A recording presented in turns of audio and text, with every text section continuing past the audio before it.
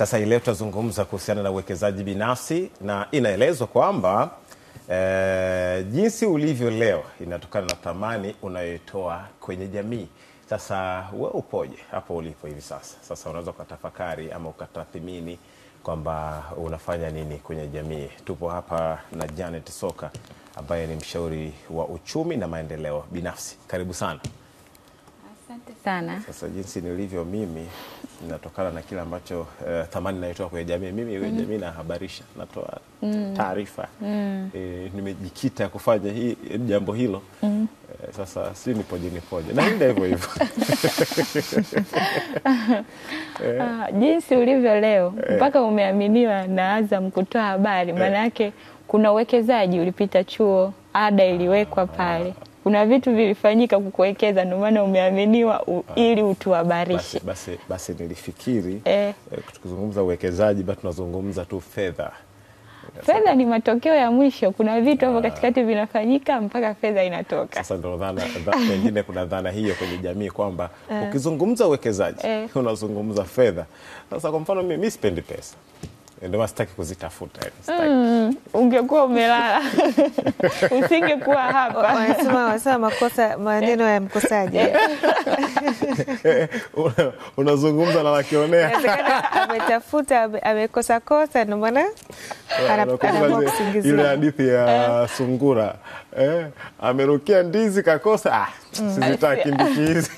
Ndizi zenyewe hazijaiva. Tupe dhana ya uwekezaji kwanza wakati tunaanza ili tupate picha halisi. Okay. Kwanza tukianza na uwekezaji binafsi ni mchakato wa makusudi kabisa wa kujiboresha na kujiongezea thamani binafsi, na uwekezaji huu unakuwa katika maarifa, ustadi na vitu mbalimbali ambavyo vinakuongezea thamani. Yaani wewe wa mwaka huu 2025 uwe tofauti na mwaka jana na miaka mingine iliyopita.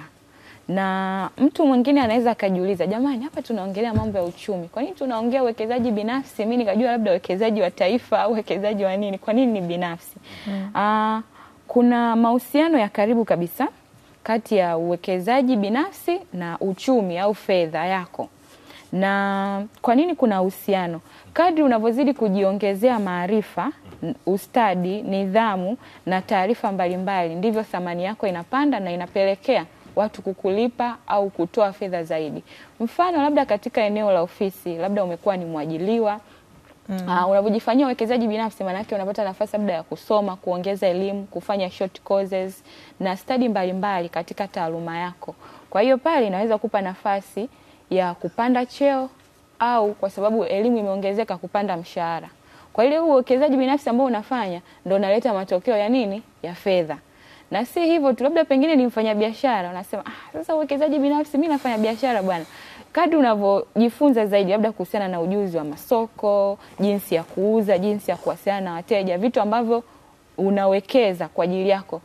Ukijifunza, manake ile elimu au ule ujuzi utaweka katika maisha yako au mazingira yanayokuzunguka. Hivyo utakuwa na mbadilishano wa haraka, kwa sababu kuna baadhi ya watu au biashara hazifanyi vizuri kwa sababu watu hawezi kuwasiliana. Kwa hiyo ukijua kuwasiliana kwamba hii simu imepigwa sasa hivi nipokee, nimwambie hivi, tuongee hivi, mwisho wa siku afanye malipo, kwa hiyo unajikuta transactions zimeongezeka kwa sababu tu umejifunza elimu ya mauzo ya kuuza.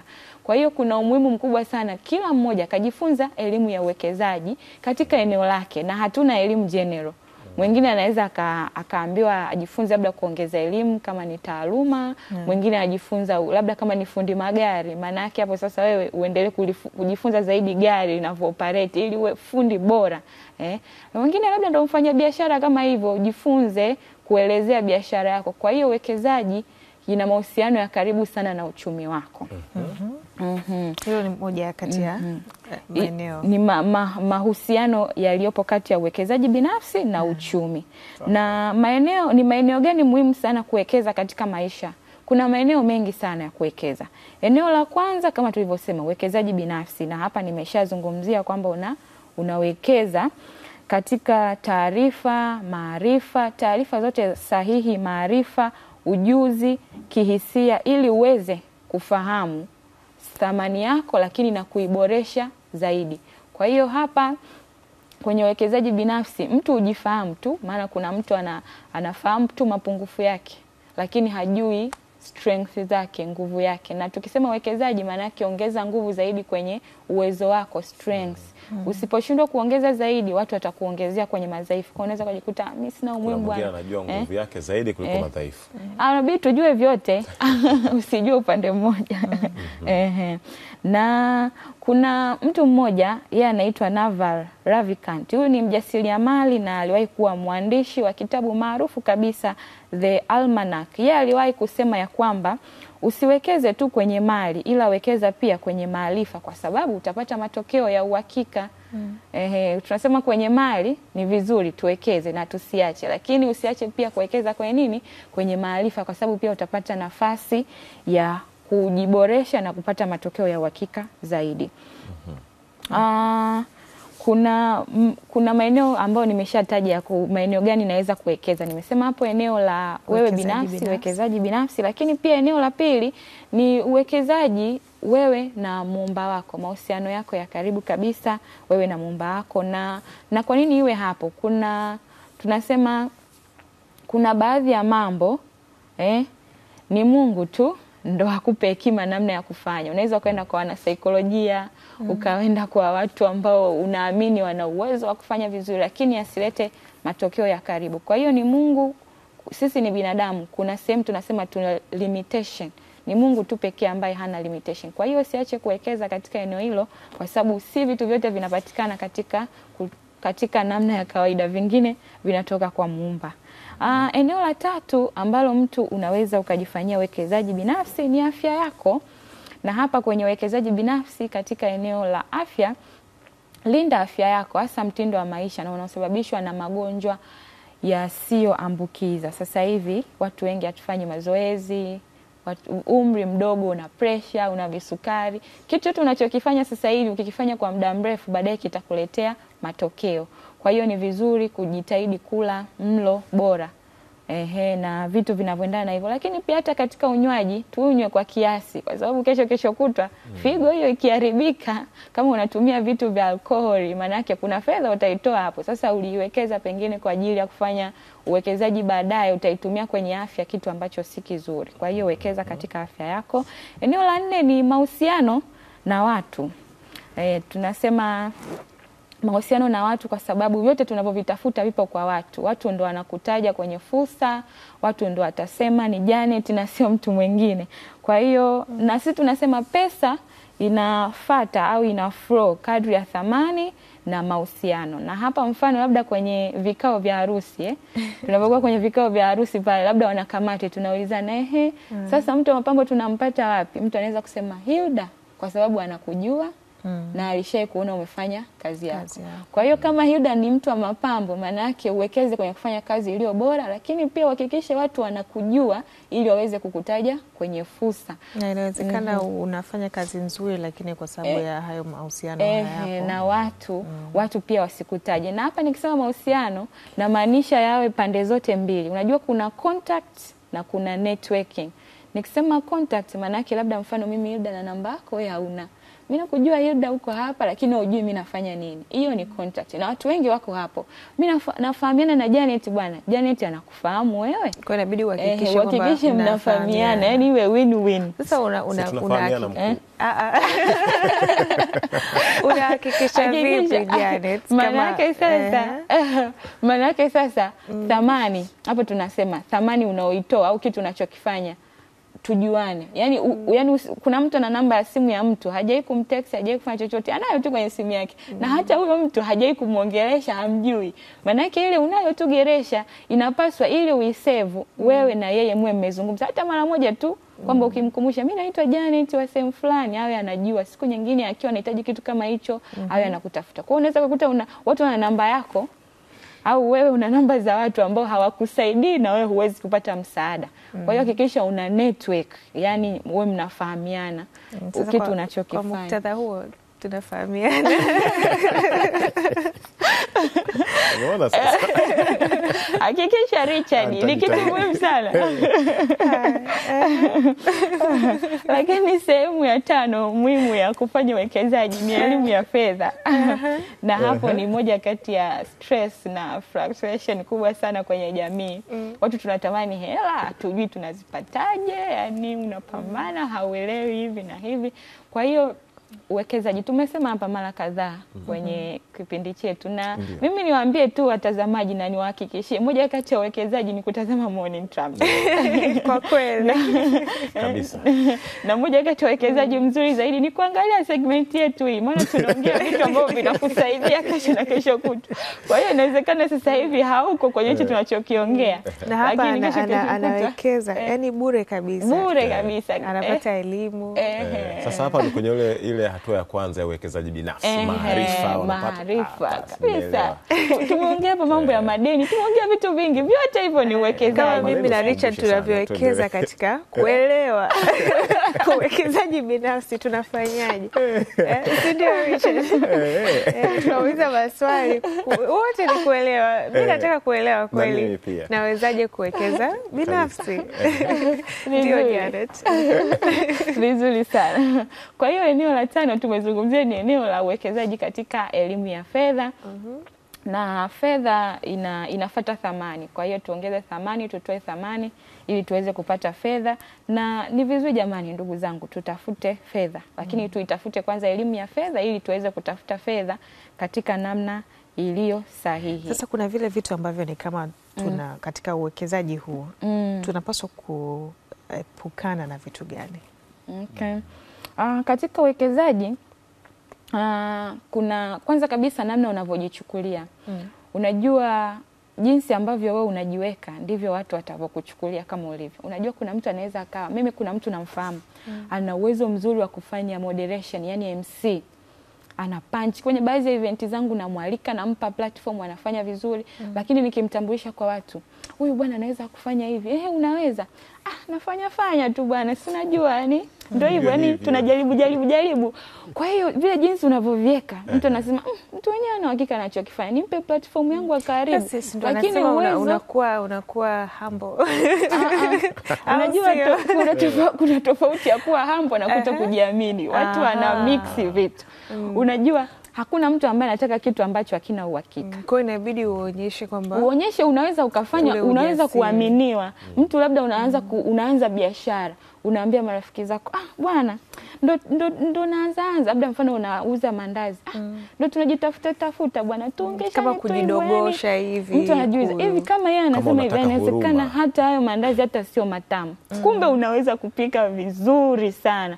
Au mfano umeenda hospitali wewe mwenyewe uende, yani mkute daktari anakuambia mara mwisho yani sijui nilivyosoma kama nakumbuka hivi, hebu njoo mkuchome hiyo sindano, hebu ngoja kwanza, hebu kama hivi utampa mwili wako kwa sababu gani? Ngoja kwanza narudi.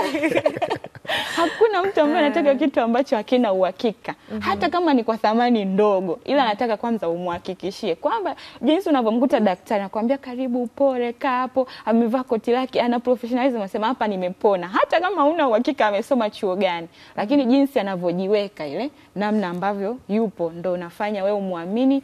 Na vingine hata dawa anaweza akakupa isikusaidia, lakini jinsi alivyojiweka ikakusaidia. Kwa hiyo tuanze vile namna unavyojichukulia kwenye kitu chochote.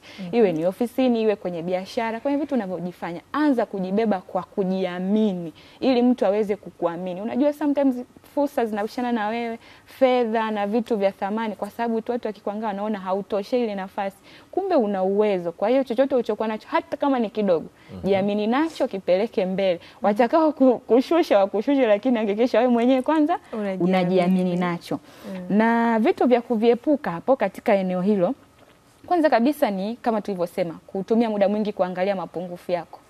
Yeye anasema mimi nikimwangalia namuona kabisa anaweza kumoderate, ni MC mzuri, lakini anasema mimi bwana, yani kwenye baadhi ya maneno pronunciation haijakaa sawa. baadhi tu ya maneno machache na kufanya usipate tenda ya MC.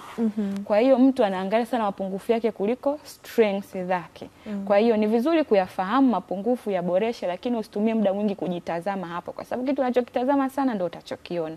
Lakini pili, kupoteza mwelekeo. Epuka kupoteza mwelekeo. Mtu labda safari ya maisha unakutana na changamoto, jambo kidogo tu umeenda kuomba, labda ni MC, umeenda kuomba nafasi, mtu amekwambia mimi nataka bwana MC wenye majina. Wewe MC gani tu, chipkizi. Umeshakata tamaa, kesho sitaki tena, nimesusa, siendi tena. Kwa hiyo unaweza ukajikuta unapoteza nafasi.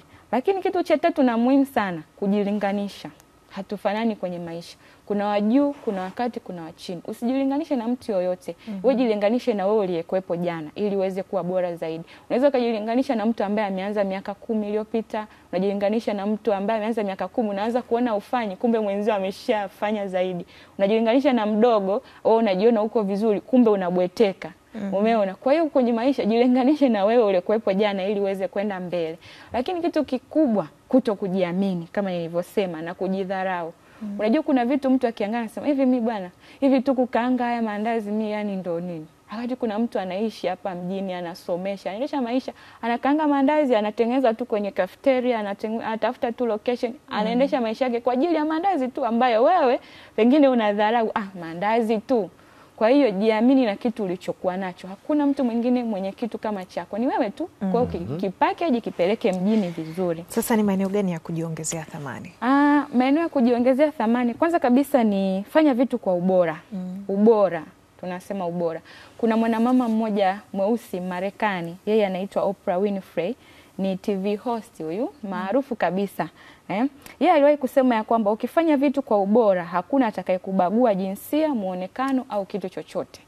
Kwa hiyo hakikisha unafanya vitu vyako kwa ubora. Ubora hamna, ukifanya kitu kwa ubora hakuna kipingamizi. Watu wanaweza kukukataa kwa muonekano, lakini ubora wako watautaka tu. Kwa hiyo kwenye chochote unachokifanya, ni taaluma, ni biashara, ni kazi, umeaminiwa mahali, fanya kwa ubora zaidi. Eneo la pili la kujiongezea thamani, ujuzi wa ziada utafanya watu wakukumbuke zaidi. Ujuzi wa ziada. Kwa watu wengi wanafanya kile tu ambacho wameaminiwa na bosi.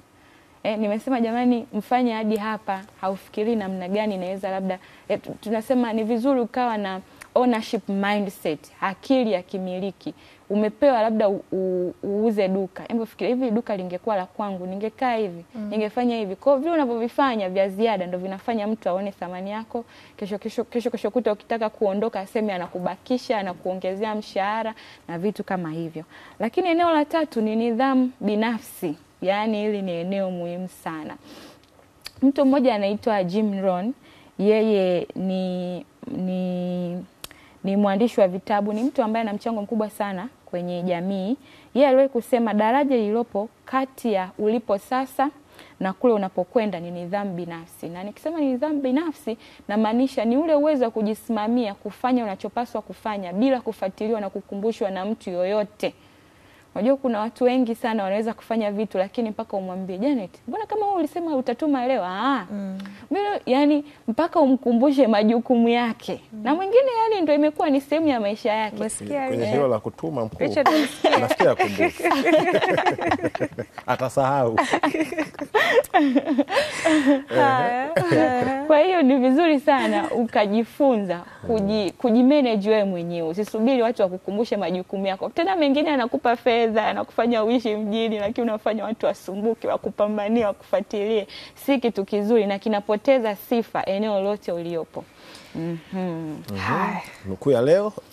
Sisi tunamalizia kwa kusema ya kwamba tengeneza mkakati maalumu wa kuongeza thamani yako ili uwe wa kwanza kukumbukwa kwenye fursa na nafasi zilizopo. Nafikiri weka nukta.